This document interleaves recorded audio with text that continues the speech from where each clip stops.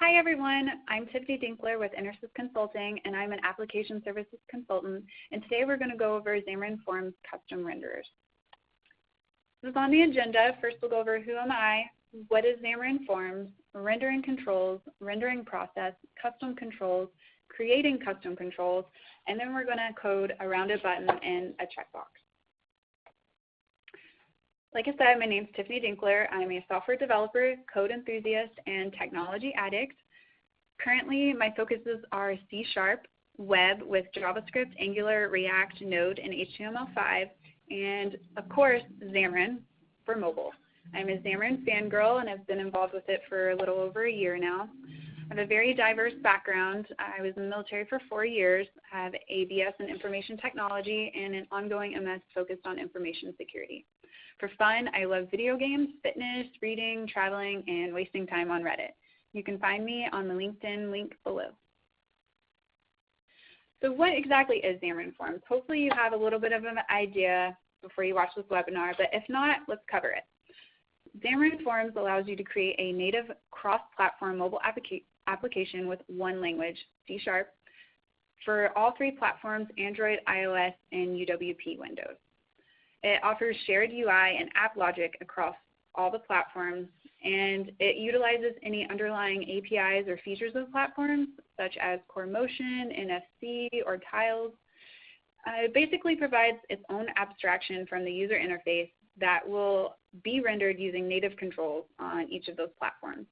This means that applications can share that large portion of their UI code and still retain that native look and feel of the target platform, which is huge because Xamarin.Forms applications are native applications. They don't have the limitations of other toolkits, such as browser sandboxing, limited APIs, or especially when we're talking mobile for performance.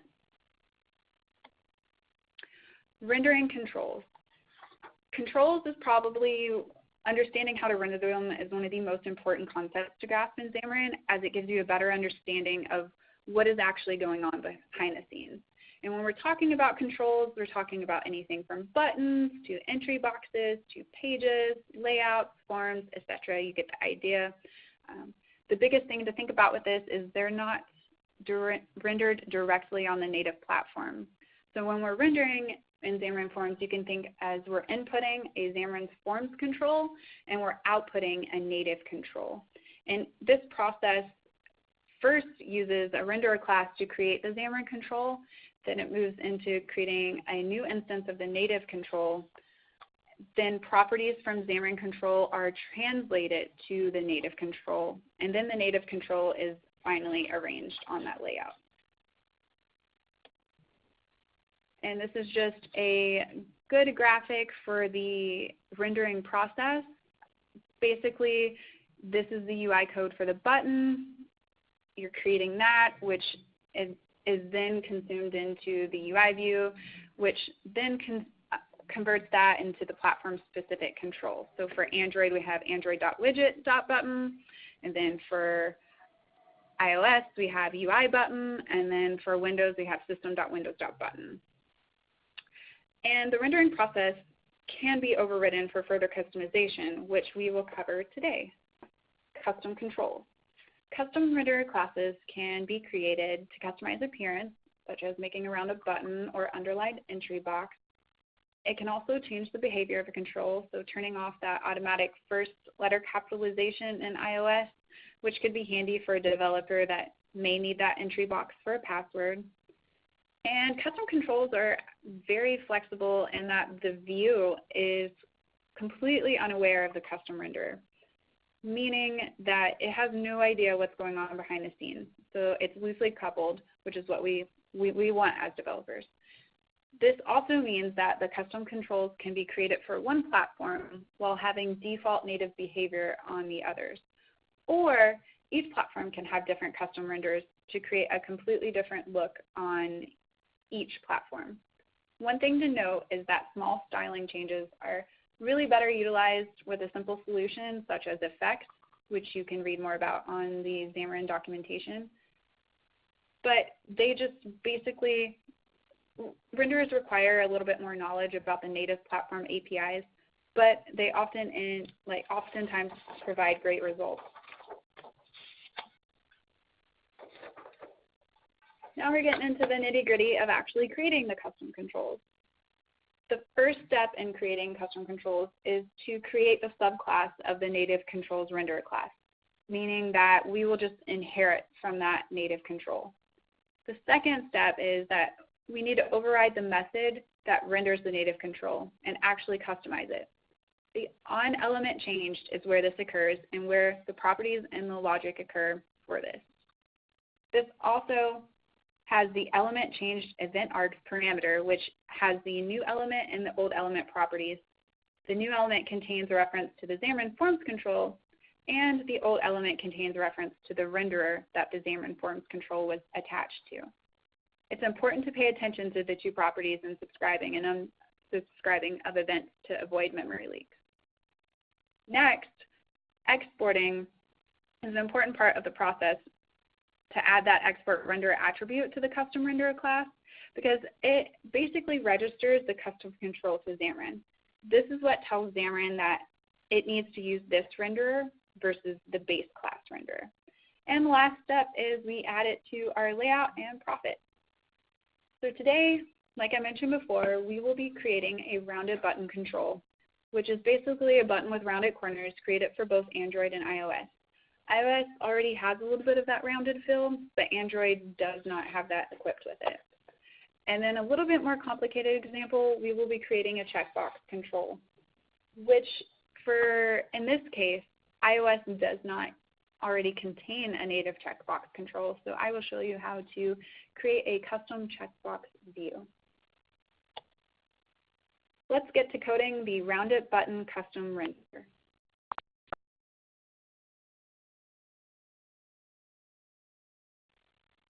So the first thing I wanted to do was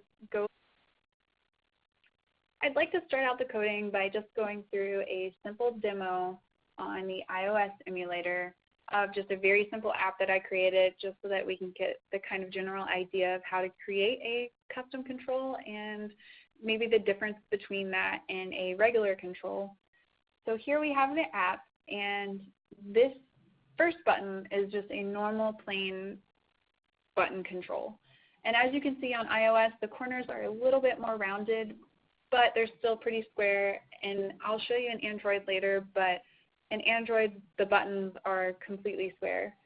And the second button is the custom control, which has the rounded corners. And if you press on it, I actually gave it a little bit just of an animation to give it that kind of pressed feel.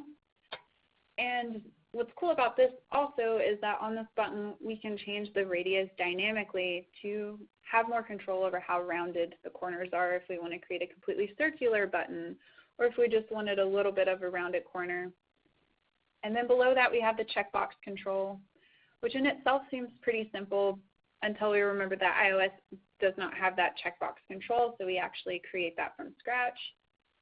And now let's dive into the code. The first important step when creating your custom control is to actually create it on the Xamarin.Forms side. So we create a folder in the project, and that's called Custom Controls, and this is just to keep it a little bit more organized. And we have that first rounded button class. And the rounded button class inherits from the button class. Doing this, it defines the API for the control. It needs to be a subclass of that button class, and we will declare some bindable properties for our control, such as has error property, corner radius property, which is the most important part of this control. And then this is also where we will have a couple of click events set up that we can subscribe to. And then right here we have that little animation that I was talking about. That's just a little extra piece you can add in just to give it a better functionality.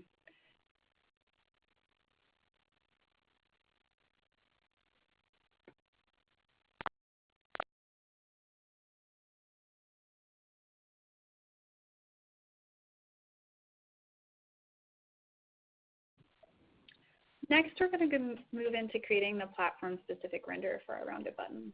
So I'm going to leave the main project and go into the Droid project. And as you can see, I just created a renderers folder just to keep it organized again. It's much easier. I'm going to open up that class. And right away, we can see one of the most important aspects to consider with renderers is we actually need to register that render. So we're going to use this assembly and export render to do that. And this is just, again, so that Xamarin.Forms knows to render from this file versus the default native control. So as you can see, we create that rounded button renderer class, which inherits from button renderer. And then we're going to create the private gradient drawable normal and pressed.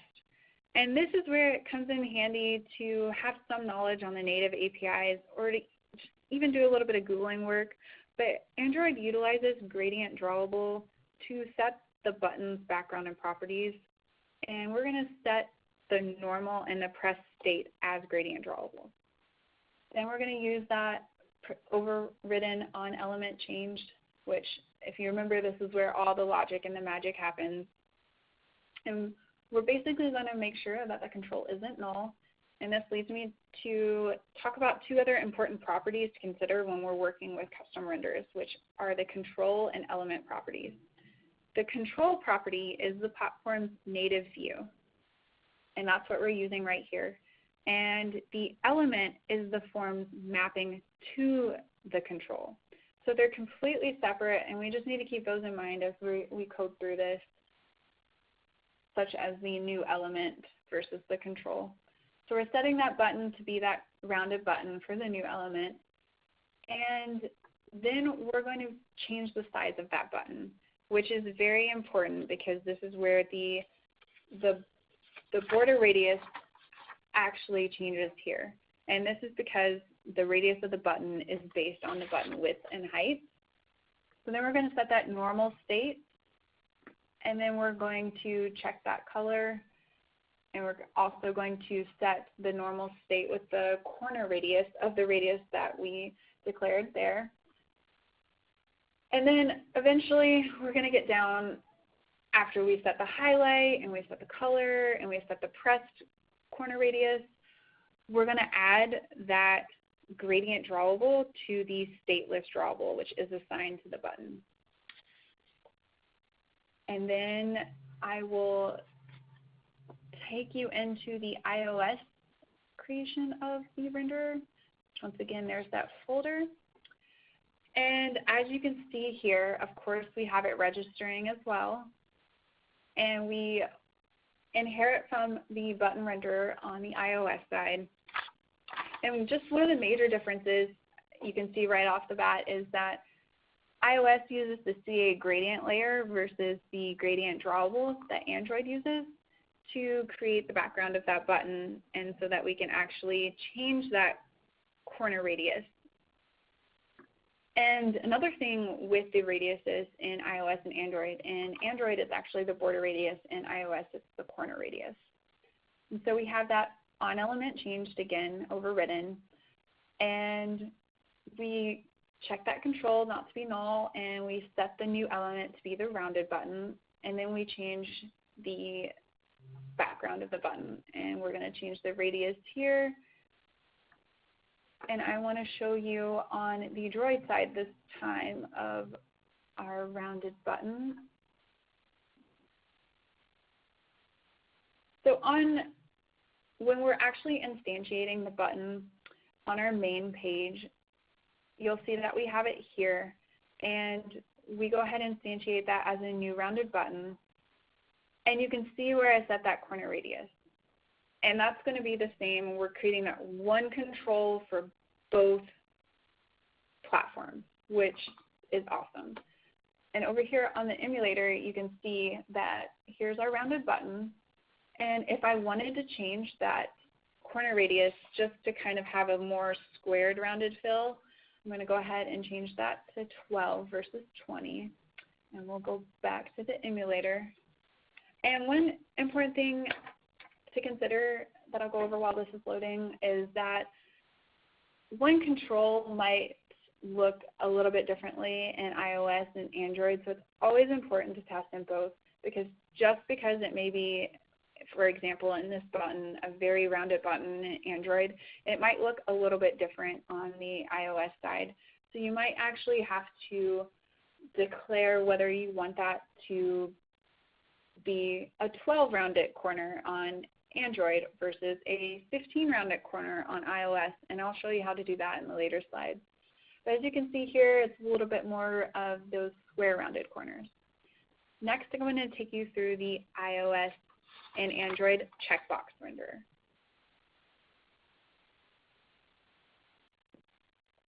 So the custom checkbox renderer is a little bit more complicated because iOS does not have a native checkbox control already in place. But I'll show you how to overcome that, and we will create this. So in the Xamarin.Forms, we're going to create another custom control of the custom checkbox, and that's going to inherit from view.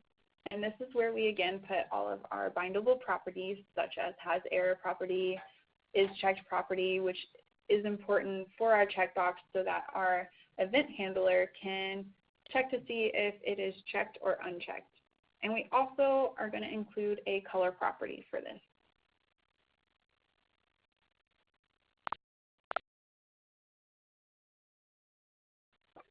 So next we're going to create that Android specific renderer. I'm going to go into my Android project and go into there. And as you can see, first things first, we register that with the assembly expert renderer, and then we create that custom checkbox renderer class, which inherits from view renderer. And you can see this has two types, custom checkbox and checkbox. The first type is the custom control the renderer is for, while the second type is the native control that implements the custom control. And then we instantiate that custom checkbox as checkbox, and we have our onElementChanged method overridden, which has the majority of our logic. We instantiate that custom checkbox. We set the model to be the new element. We set onClickListener. And we have the custom checkbox property changed, which takes the model and the property name. And this is where in Android we want to set the various states so that we can attach a color to that. We have state enabled again, which is just meaning that we're disabling that, state checked, and state pressed. And then we have it where we set all of those colors to that state. Then we have the onElement property changed. And then we also additionally have a click listener. And that is basically it for the, and then the onClick. And that's basically it for the Android renderer. And we're going to go down to the iOS renderer, which is where it gets a little bit tricky. Now for the fun part. In iOS, like I mentioned, we're going to have to create our own checkbox control. So we're going to go down into the iOS project, and as you can see, I've created a checkbox view. First, we're going to register that checkbox view, and the checkbox view actually inherits from UI button. Essentially, the checkbox view is just built around two font awesome checkbox images. So unfortunately, having gone down this route, the color property will not work on the iOS side for this reason. So you can see that we call that initialize method, which I'll go over in just a second, but we create some important properties such as check title, unchecked title, and the checked. So in the initialize method, you can see that iOS actually uses the touch up inside event, which shows iOS it's the hook that when something has been pressed inside of the bounds of the control, that this is what lets us know. And then you can see the set title color, which is going to have that normal and selected state. And for the apply style method, we're actually attaching the checked image and the unchecked image to the selected and normal state.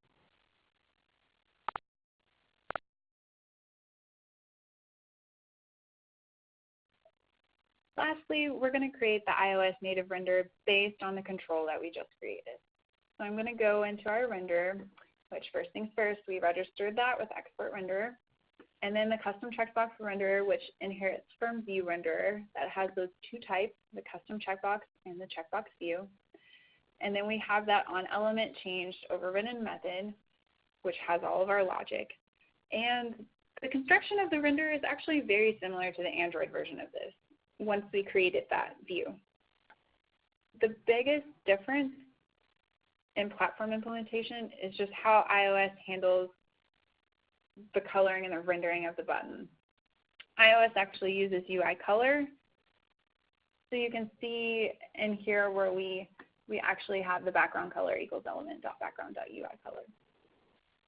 And then another important thing to notice is that iOS uses frame and bounds, which is just basically to position the frame in rectangle for our checkbox. And then once again, we have that on element property changed. And I will show you where we actually implement that on the main page. So right here you can see it's very simple implementation. We just have that custom checkbox, and I just changed the color.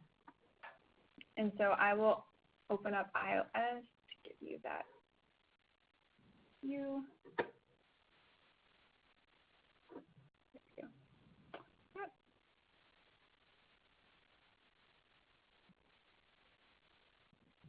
And as you can see, there's our checkbox control. And it does look a little bit differently on Android, and I will explain that to you. So one thing is that I mentioned earlier that sometimes controls don't render like you expect them to on different platforms. So for this reason, you can see that this one's just a tad bit smaller.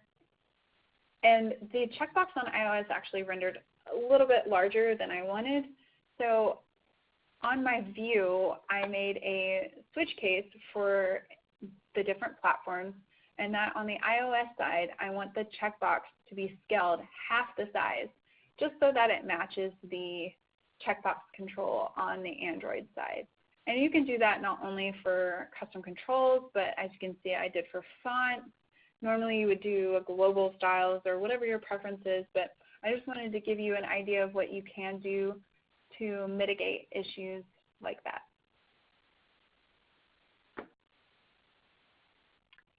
And that's all for creating custom controls with Xamarin.Forms. I want to thank you for joining me today. Once again, I'm Tiffany Denkler with Intersys, and please feel free to reach out to me on LinkedIn with any questions that you have on Xamarin Custom Controls or this presentation. Thank you. Have a great day.